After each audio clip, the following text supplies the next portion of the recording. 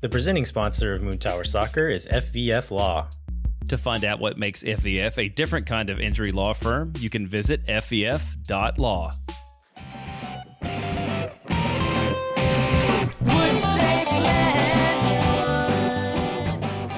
Hello, friends, and welcome to Swoontower Soccer. I'm Steph Cragnola. And I'm Mike Cragnola. And today we are all about the boys. And all about being in the car. Yeah, so we are heading up to a wedding right now in Upstate New York. And we've been traveling for the past couple days, so we didn't have a chance to record this week's episode at home. But we wanted to make sure that we got something out to celebrate what a great week it was for the boys. It really was. So we've got since it was an away game, we've got no mascot. We only have the standard fare of plain picks for away day. We do have multiple goal sellies, which is an exciting turn of events. Some social media stuff, and then, as always, the man of my jersey. Yeah, so do you want to hop into it here right away and address the elephant in the room? Steph did not know that we have no opponent spotlight this week. I don't know if y'all know anything about New York sports fans, but let me tell you, y'all, I was doing some research for New York Red Bull podcasts, and if you haven't listened to WFAN before, I'm not going to make you do that. It's very traditional Northeast talk radio is what we were able to find. I tried to reach out to David Goss from Soccer Wise because I figured he's like the perfect intersection of that, like New York talk radio and also, a little bit more thoughtful analysis. But he Goss, hates us. Well, he's a busy guy. And so I don't know if he hates us. I just don't think he knows us yet. Okay, yet. There we go. I will say that if you go back and listen to Landon, Jeremiah, and Adrian Healy talk about the Red Bulls preview this week, they did obviously an incredible job previewing the match. So go listen to them if you want some Red Bulls insight. Yeah, I think the thing that separates this year's Red Bull team mostly from other years is they're older, and so they're less fast. And so they have to do other things with the ball than just be really fast and give it to you. Yeah. Well, I hope they don't Same. do that. Yeah, I hope they don't do anything with the ball. Me too. In New York soccer news, though, we did get to go to an NYCFC match last night at Yankee Stadium. The classic soccer ballpark. A big deal for Mike for non-soccer reasons, but a weird night for me because it was a weird stadium. Yeah, I will say it was nice to go to Yankee Stadium without the ever-looming threat of violence against me. I think not having a Red Sox cap or jersey on changes that experience drastically. Yeah, that feels right. We did not have NYCFC gear on either, but no one could notice because there was no one there. Yeah, y'all, a 46,000 seat stadium looks really empty when there's less than 12,000 people in the building. Yeah, I kept thinking the stadium was so massive, it might have looked pretty decently full in a Q2 or something similar, but it was overwhelmingly empty in that stadium. Yeah, kind of heartbreaking. They had Tati Castellanos there, who is a very handsome man, who was also the Golden Boot winner in 2021 for New York City FC. And you would think that would have pulled people in to see a club legend, but no. Well, I don't know if anyone knows that they won in 2021 because their banner was so small. If you squint, you can almost read it. It was a great night, though. It was their Pride night, and they were handing out friendship bracelets in NYCFC colors. Happy Pride, I guess. Here's some orange, blue, and white. Close enough. And they did have Jan Sport, drag queen. Well, she's a drag queen, but she was on Drag Race for those fans in our audience, among our audience listeners, our audience. We're not going to edit this, so whatever comes out of our mouths is coming out. And she's incredible, and she did the national anthem and blew Girl's got pipes. Oh my God, off the roof. It was amazing. Natalie said that she thinks she did that last year as well, which such a fun staple for Pride Night. Yes. Really own it and live it. And also, she looked incredible. Her fit was on point. Yeah. It was really amazing. It was great. It was fun. It was cool to see another stadium. Check it off the list. That's right. All right, let's talk about our boys. Our boys. The boys who matter. Yes. Ours. So we got to watch this Colorado game at our friend Jessica Luther's house. Dr. Jessica Luther. You're right, Dr. Jessica Luther's house. We met 2 dogs, Yes. and they're we should have done an perfect. interview. We should have. Ralph and Sam are so wonderful. They are some of the most precious dogs I've ever met in my life. Sam did not like how much we were screaming during the Austin Rise TST match before the Austin FC match. Yeah, and that's how I was going to lead into this, is that we were watching Austin Rise TST at Hop Squad, but they had, a 3-hour weather delay? Yeah, it was forever. It was forever. So it butt up against the start of the Austin FC match, and we had a conversation. Julius, forgive us. Yeah. But we said, no, we want to watch the end of this Austin Rise match. Nothing's going to happen in the first 5 minutes of the Austin FC match. Yeah, nothing good is going to happen in the first 10 minutes was what I said. And I said, if someone scores, then I guess, that's my fault. And lo and behold, Austin Rise had a great run in TST, but did not make it past the quarterfinals. We switched the TV over, and everyone's celebrating an Austin FC goal. Yep. Yeah, that putting my hand up on that one. Sorry to everyone. But also, you're welcome. But also, you're welcome. For an early point. Yeah, sorry for doubting is what I mean. Yeah. Keep doubting us. Oh my God. So that was really exciting. That set that match off on a really great foot, obviously, and the vibes continued. Sam, the dog, was more of our focus during goal sellies, so we did have to go back and watch them. Yeah, I feel like Sam was more interesting. That's my hot take. It's true. So should we just jump into the goal sellies from here? Yeah, that's Great. what I was thinking. So we have that first goalie. Wow, first goal selly from Mikkel Dessler, who, boy, thank gosh he's back, huh? Also, what a robbery of a goal. Poor Danny. That's the biggest takeaway, is that you can see Danny starting to run to the corner to celebrate, because I thought it went off him as well on the replays, and it was blowing my mind that they were giving it to Dessler, but obviously he did touch it, and so Thief. Danny almost runs to the corner and then does a little Yui, bangs a Yui, comes back to Mikkel, and everyone just does a lot of hugs there. Dessler is not a celebrator, huh? Well, we don't know. Maybe he felt bashful for stealing from Danny. Oh. Because there was that moment at the end of it where they're hugging, and he's almost sorry for scoring. Yeah. Which would be a great Celly at the opponent. Sorry for scoring would be really good. That would be a 9.5 because it's not a backflip. But yeah, I don't know. On this one, I'm thinking a 6.5. That feels right. I was gonna go 6. Yeah. It just is. It's a lackluster kind of fist pump at the end of the hugs, and we don't get much more than that. Yep. And then our second goal of the night, Brendan Hines-Ike, from his butt.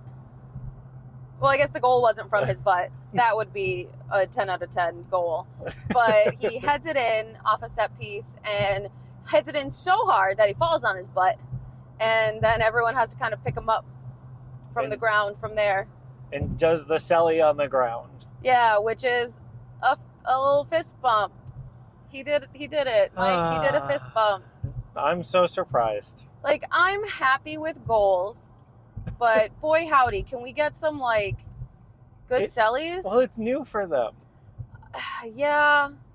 They're out of practice. They're rusty. That's fair. I'm gonna give this one a 6.5, just because I think that the other boys getting under his armpits and lifting him up off the ground is a cute vibe. I also think it's really hard to celebrate a goal that is an own goal. That's right. I forgot that. Yeah. Yes, he hit it into Rafa Navaju's head, who put it into the goal. That's right. But Brendan knew that he didn't get full contact the way he wanted on it, and so I get being a little bit more reserved with your Celly. You might look silly to celebrate as big as I would want him to. And I guess that's in line with Dessler's. Right. It's like a stolen goal. Yeah. Oh, interesting. And so I am going a 6.5, but for that, like, okay. justification. Otherwise, this would be like a 4.5. Yeah, 5. that's fair. I don't like going under 5 because it's still a Celly. Like, it's still a goal. Yeah, but it wasn't, Yeah. I think we need to start holding the boys to a higher standard. I think you're right. And this is coming from someone who gave a 9.5 for every single goal one year. Yeah. So, that's fair, though. I'll take it. Yeah, not great, but I see your reasonings, and we're just going to hope for more tomorrow night. That's right. So Yeah, higher quality, higher volume. Yeah, are you listening, boys? We know you're listening on some things.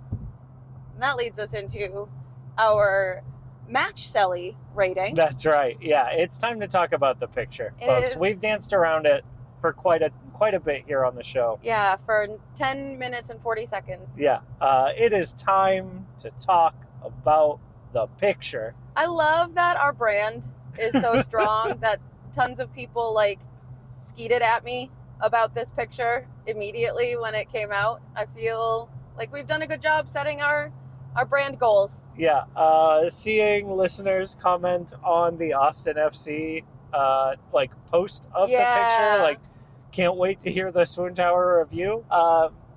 We were blushing. Yes. Thank you for your support and making sure we saw this 18,000 times. Yeah, don't worry. We have. We have. Now, Mike, this is one of the, I guess, not perks, like, this is one of the downsides of recording in the car. We can't pull up this picture in front of us and have Not it. safely. If there was, like, Google Glasses, but for a windshield, we would project it. That's so dangerous for this picture especially. Yeah, and... Like, what a moment. Risk it for the biscuit, and the biscuit is... So many biscuits in this picture. Oh, my good Lord. So we're doing this from memory. For a long time, I thought Owen was holding up Mikel Dessler's shorts. Yeah. And that Dessler was wearing Owen's shorts. Because Dessler's shorts are so short in that picture. Yep. And Owen's look so gigantic. And you can only see the 1-3 because the other one is folded over. I unfortunately did some quick garment math to show the fold and how the 1-3 was too close to the inseam to have been just a single one. But it's okay. We still have plenty other beautiful things in this photo to talk about. Before we move on from the shorts, though, I want to know, does that mean Owen is a roller? Because those shorts look so long when he's got them held up. Do you think he's a 1 or 2 roll kind of guy when he's on the field? Because they look much shorter on him. Or is it a perspective thing, like his arms are out? I think his arms are far enough out that it's a perspective thing. He might also roll. I would say he's like a 1 roller. Yeah, if he's a roller, he's a 1 roller. A 2 roller is kind of... aggressive. I was going to say you're doing a lot there. I don't think it's aggressive. I don't think it's negative. Doing a lot, parentheses, approving. Okay. You know? Yeah. I also, before we get too much into the boys, I want to shout out Landon and Jeremiah for understanding journalism and making sure they spent some time on this picture as well from a tactical, scientific lens, as they are wont to do. Yeah, I did like Landon's analytical breakdown that the photo is missing some balance with no one pointing to John Gallagher's abs. I think that's a great call out. Great insight from Landon. As always, the boring but correct opinion. Yep. So let's talk. Who was your favorite? Who was the most surprising to you in this picture? Brandon Vasquez. Same. Damn, same. For many reasons that on this podcast we cannot get into, but for Swoontower After Dark on the patreon.com/SwoontowerSoccer, maybe we'll get into at the end of the year because this will live in infamy. Someone bookmark this picture, not that you haven't already, but like set a calendar reminder for holiday week. Yeah. And make sure that me, Jeremiah, and Landon talk about it a couple consequences in. Yeah, thank you in advance. Happy Festivus. So Brandon was the most surprising to me just because I didn't clock him as a down to my booty shorts boy. I would have put him more in the BHI or Ilie. I'm a little modest. I'm going to stand behind some of the other boys category. I would have put him in the John Gallagher or Jean Comanich category of, I'll take my shirt off. But we're going to leave some things to the imagination. And he said, no, we aren't.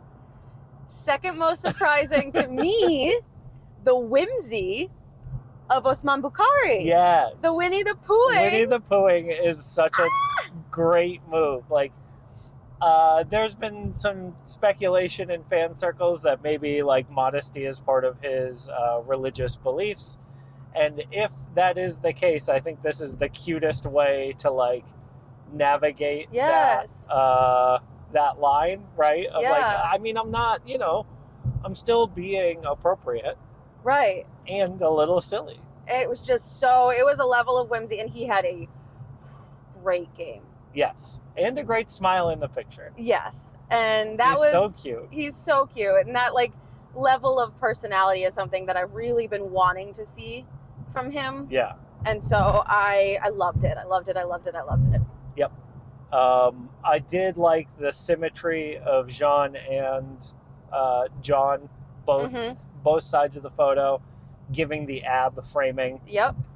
Are we going to talk about Danny? Yes, are we going to talk about Danny's like a Johan Romagna level thirst trapping in this picture? All it needs is a Bible verse, and my guy has like fully replaced Johan at this point. I was laughing so hard because you expect it from the young boys. Of course. That like bit of showing off. And all I'll say is Danny's cut. And I appreciate his dedication to abdominal maintenance. To peak performance enhancement. I don't know. Wow. I also really like Steph's blushing so bad in the car right now, y'all.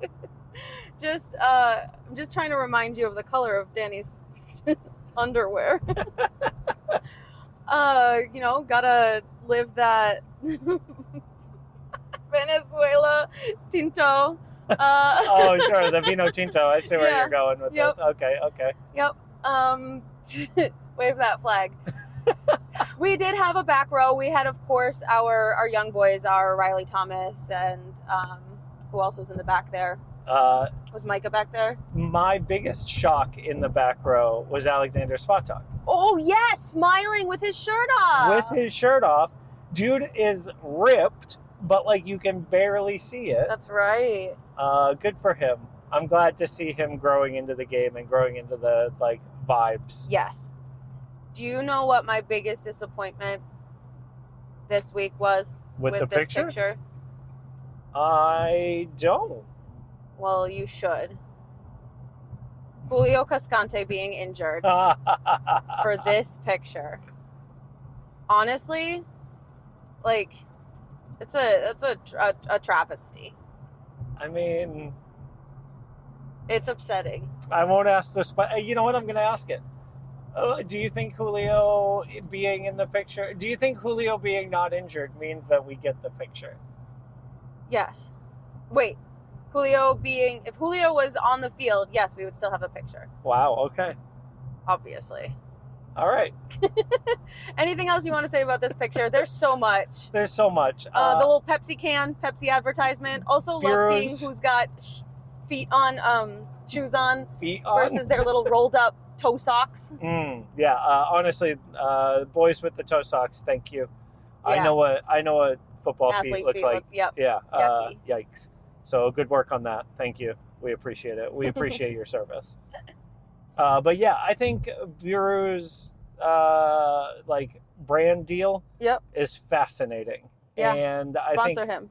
Moves into the one match mood that I wanted to talk about. Okay.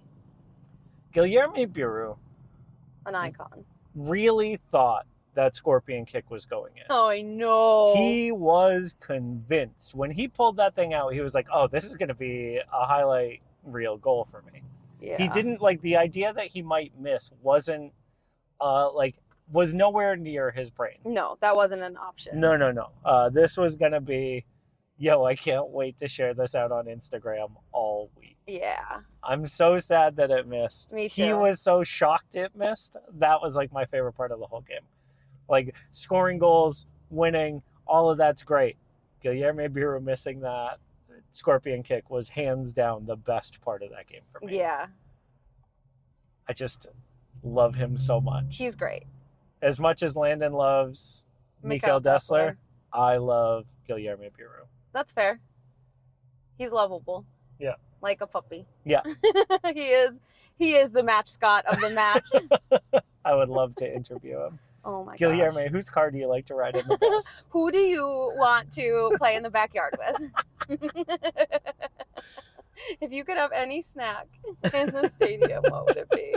What do you think his answer would be? Empanadas, they're so good. Okay, I think he would most want to ride in the car with I think he would want to ride in the car with wow, this is a hard one. Because he would be driving. Yeah, Diego Rubio's a good answer. I think either Diego Rubio. If he's driving, I think Danny. If he is riding as the passenger, I think Diego Rubio. You don't want Danny driving? I don't want Danny to have a driver's license. Wow. Okay, well. I was 25 once. I know what that's like. Yeah, he can't even rent a car. Yeah. So he probably can't do any of those like Lexus. Well, he can't be the driver. The driver, right? Right. I never thought about that. We do know that he can. Well, no, because that first year. Oh yeah, Lil Sebastian was driving. And they didn't trust Danny behind the wheel. That's all unfair. right. Poor Danny. Poor Danny. Danny, I'm sure you're an excellent driver. I'm sure you're fine. So, anything else to say about the Colorado game? I don't think so.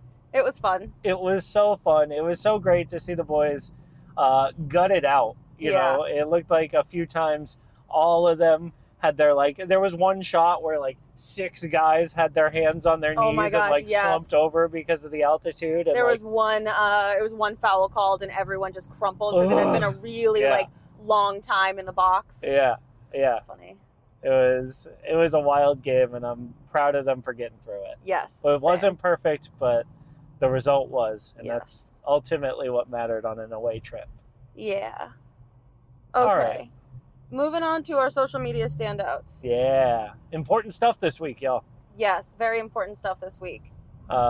First off, I wanted to give a shout out to Brad Stuver for him and Ilie sharing out so much information around protests, especially in LA, around knowing your rights as a protester and what you're allowed to do, what you're not allowed to do, how to be safe in those situations, and resources that you can donate to support the immigrants in our community, because obviously the current administration is targeting our community members, and it's important that we stand with the folks that we care about and make sure that they know that they're safe with us. Yeah, and having the visibility of their profiles, I think, does a lot of work to spread that out. Yeah, agreed. And then additionally, in the pre-game presser this week for New York Red Bull, Brad Stuver was asked about those social media posts and the way that he continued to comport himself in a way that, like, represents our community, represents our values, and represents what's right, is just so far beyond what we, I think, had imagined our players would be like so soon. Right? Absolutely. First year guy, still representing the community so well, just really means a lot to us. Yeah. So, yeah, that was really cool. A+ work, Brad. Yep. And also to all the players who have been kind of veering off from that, but still on social media, the Fair Share documents updates from the Club World Cup, that they've been sharing out from the MLSPA. Yep. Which is an acronym that I've just realized is hard to say. Yeah. So the Players Association, basically, the way it was explained is that in the CONCACAF Champions Cup, players receive 50% of the proceeds from the tournament. So if a team won $1 million, then players would receive $500,000 of that. And for the Club World Cup, players are receiving 10% of that, and the league is receiving 90%. And so the players want to use the precedent set by CONCACAF Champions Cup to also receive 50% of the Club World Cup revenue, like they believe had been set as kind of the going rate for new tournaments after this CBA was created. Yep. And so when that became clear that that was not something MLS wants to do as a league, the players have started to kind of take it into their own hands and start negotiating in public for that. And frankly, I think it's only fair that the people who are doing the work get paid for the thing that people the thing that people want to come see. And like Brad said, like these guys are putting their bodies on the line with all of this extra work for this tournament outside the regular, or in addition to the regular MLS season, Open Cup, all the other competitions, all the other things that are happening, and they absolutely deserve to be compensated for it fairly. Yeah, and I just think it's cool when we see the solidarity of the players with each other. Yep. It's been great to see some voices who are usually pretty quiet on Instagram, Owen Wolf, sharing that out. And just in general, I think whoever is behind the social media account of the MLSPA needs a medal this week. Honestly, they've been killing it. There was a post shared out about changing the MLS schedule to fit the international schedule, and it just got shared out with a caption, "So this would require a change in the CBA?" Right? Insert the Padme meme. Right. And so it's great to see them using their voices to advocate for themselves. Yeah, it's been really cool. It's been a good week in socials. I mean, we've gotten all the training photos as well this week, all the hype video from a win. Remember those? We got one of those this week. But the really important stuff has been just super encouraging to see. And so wanted to take that time this week to talk about that. Yeah. Do you want to do an ad break? Yeah, we should have done that a bit ago. That's fine. Swoontower Soccer is brought to you by our friends at FVF Law, the official injury lawyers of Austin FC. FBF is a different kind of personal injury law firm dedicated to community, transparency, and client education. And they have their own podcast called Summary Judgment. Check it out wherever you get your podcast. You can go to FVF.law to find out what makes FVF a different kind of injury law firm and why understanding your legal options can dramatically change the outcome of a case. Once again, that's FVF.law. Our premier sponsor is McGuire Woods Consulting, helping clients in the public affairs space from lobbying at the local, statewide, and federal levels to digital and communications campaigns across the country. McGuire Woods Consulting has offices in 10 MLS cities, but only advertises on this podcast because it is the home of the Austin FC best team in the world team. Nailed this one. Thank you. So strong. I'm so proud. Contact our friends at McGuire Woods Consulting at www.mwcllc.com for more information. Once again, that's www.mwcllc.com. You did it right, Stephanie. Thank you. Do you have anything else you want to wrap today up with? I don't think so. I'm looking forward to watching this match. Certainly not during the wedding, but maybe checking the highlights. Yeah. And then rewatching the match once we get back to the hotel room. So no spoilers unless I'm skating about it on Blue Sky. Yeah, don't spoil us. That's it for today. We'll wrap up with the man of my jersey, who this week is going to be Brad Stuver. Not just because he is an incredible advocate for our community, but also because I think he he knows that Los Verdes is raising money during Pride Month. For saves and clean sheets. Yeah, for every save that he makes. And I swear he made like 700. I haven't checked the stats. Roughly. Yeah, people could donate like almost like a pledge, right, for each save that he makes. And we only have 3 games in June, and so they encouraged folks to pledge high. And Brad said, bet. Got you, fam. Got you, fam. So there were 900 million saves in that Colorado game that were all really, really impressive. But you should still pledge high. Yeah, you should still pledge high and pay it. Yeah. Because Brad did that for you. Yeah, you're welcome. So yeah, just huge shout out to him for being just an absolute highlight of our community today, always, and forever, we hope. Yes. We love you, Brad. We do. And we love you. We do. We're going to listen to this podcast back to make sure that it sounds okay. It doesn't. And if it doesn't, then it might not ever see the light of day. Ooh. But we love you. Bye.